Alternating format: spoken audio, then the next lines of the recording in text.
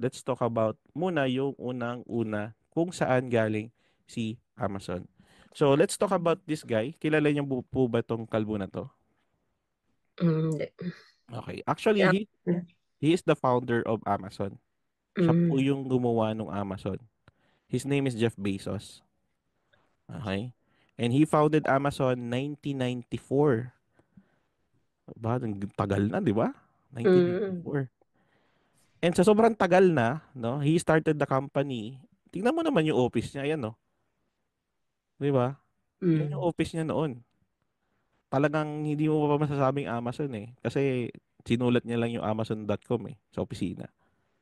However, nung nag-start siya, nagsimula lang siya sa libro. Nagbebenta siya ng libro lang noong mga time na yon. Hanggang sa dumami na yung binibenta niya. Hanggang umabot na ng 2024, no, ang net worth niya na is nasa 223 billion pesos. Ah, sorry, US dollars. Isa siya sa mga pinakamayamang tao sa buong mundo. Imagine. Itong taong to ang malaking halimbawa na kung saan hindi po kaagad yumayaman kapag nagdinegosyo. It took him 3 decades bago niya na perfect yung Amazon.